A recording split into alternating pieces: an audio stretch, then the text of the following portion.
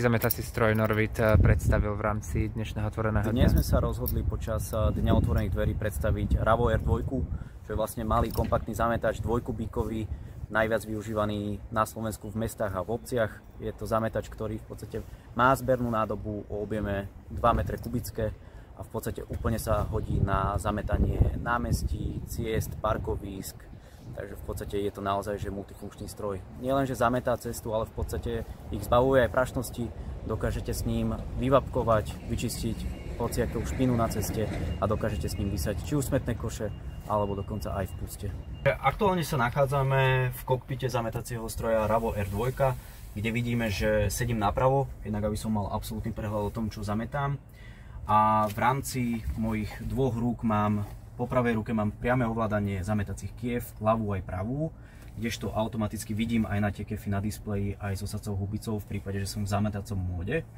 Keď robím iba prejazd, tak samozrejme vidím dozadu za seba na kameru a takisto aj vďaka veľkým spätným zrkadlám vidím aj zeleň na vrchu a vidím zároveň aj obrubníky, po prípade akékoľvek prekážky pri kolesách alebo po okraji stroja.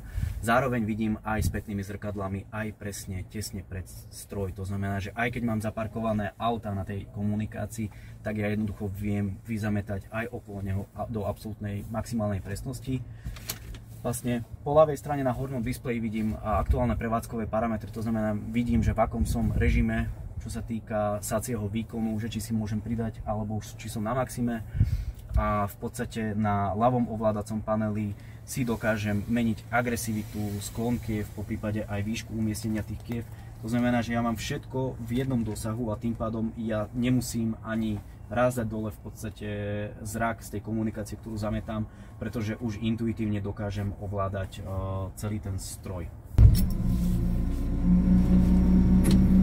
Takže v podstate aktuálne sme v prejazdnom režime, to znamená, že teraz nemám tie kefy v kontakte so zemou a aj sacou hubicu mám v podstate vytiahnutú najvyššie ako sa dá.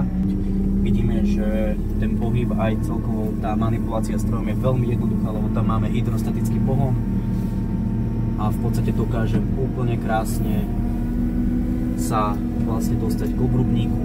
Mám absolútny prehľad stále, či už na tých dvoch spätných zrkadlách, na ten daný obrubník, pri ktorom som. A zároveň stále vidím aj za seba, pretože nie je problém v tom meste pozerať sa iba dopredu a vidieť pred sebou, čo sa deje, ale je veľmi dôležité sa pozerať aj kvázi ako keby za seba. Môžeme si pozrieť aj ten polomer otáčania, keď tu ideme na komunikáciu.